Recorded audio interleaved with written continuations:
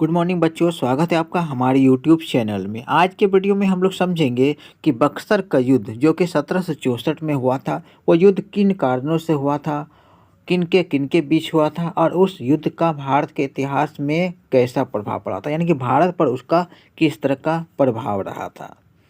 तो इतिहास जब हम पढ़ते हैं तो जब इतिहास की दृष्टि से बक्सर युद्ध का बहुत ही महत्व रहा था।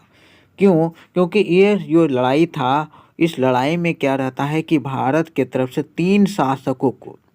तीन बड़े बड़े शासकों को अंग्रेजों ने एक ही लड़ाई में हराया था। तीन बड़े बड़े शासक को एक ही लड़ाई में हराना का मतलब क्या होता है कि अंग्रेजों के लिए बहुत ही आसान हो गया तीन बड़े क्षेत्रों को आसानी से कब्जे करना।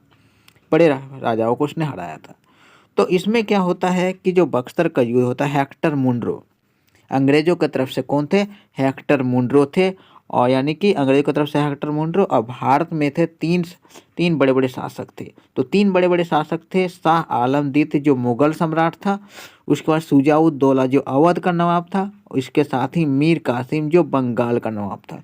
यानी कि तीन बड़े बड़े शासक जो भारत के थे और अंग्रेज की तरफ से थे हेक्टर मुनरो। तीनों बड़े शासकों का सम्मिलित सेना को हेक्टर मुनरो ने बड़े आसानी से 1764 के युद्ध में हराया था और इस युद्ध को कहा जाता है बक्सर का युद्ध। यानी कि इस युद्ध में हराकर भारत के शासकों को आत्मसमर्पण करने के लिए मजबूर कर दिया अंग्रेजों ने। ठीक है, और आगे जानते हैं। देखिए, तो ये इस युद्ध का बैकग्राउंड किस तरह से शुरू हुआ था उस चीज़ को हम लोग समझते हैं। तो हम इससे पहले हम लोग जानते हैं कि 1757 में प्लासी की लड़ाई हुआ था।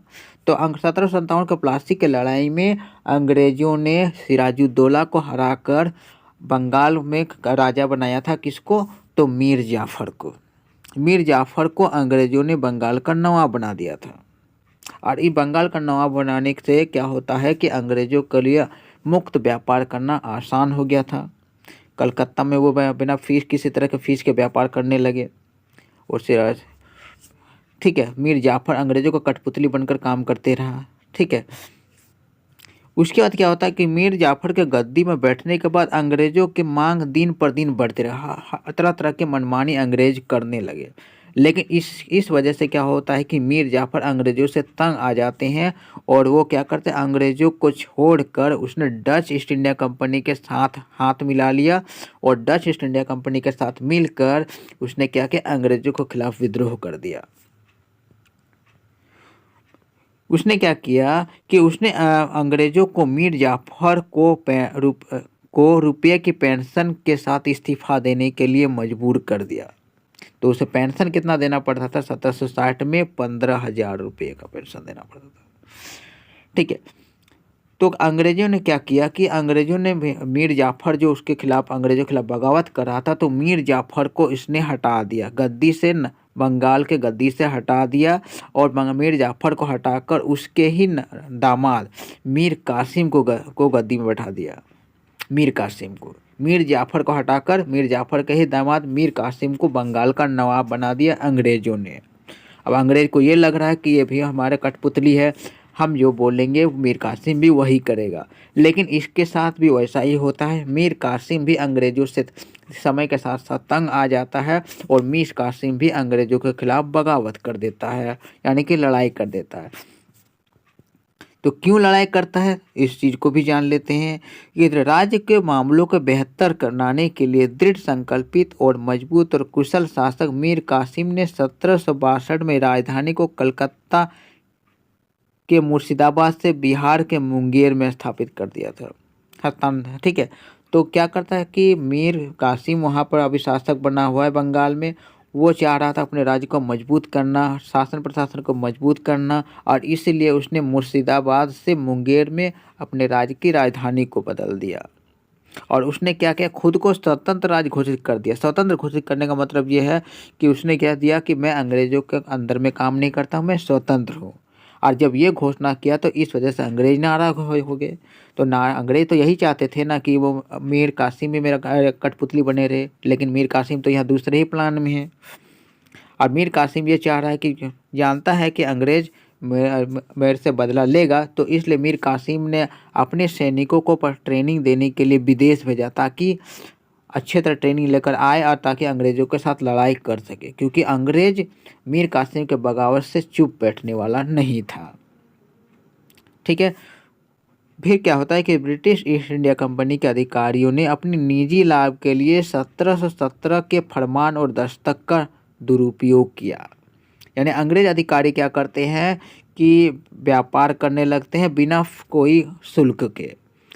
तो अंग्रेज अधिकारी इस चीज़ का बहुत अपना निजी लाभ लेने लगे। तब मीर कासिम क्या करते हैं, तो भारत के लोगों के लिए भी मुक्त व्यापार का परमिशन दे देता है कि भारत के लोगों को भी किसी तरह का फीस नहीं देना होगा, कोई इस तरह का व्यापार का शुल्क नहीं देना होगा। लेकिन इस बात से अंग्रेज को गुस्सा हो गया कि भारत के लोगों को क्यों मुक्त फ्री में व्यापार करने का परमिशन दिया जा रहा है। तो यानी कि अंग्रेज मीर कासिम के खिलाफ हो जाते हैं और कुछ नाराज़ हो जाते हैं, और इस वजह से अंग्रेज़ों ने मीर कासिम के साथ लड़ाई कर देता है। तो ये लड़ाई शुरू होता है 1763 में शुरू हुआ।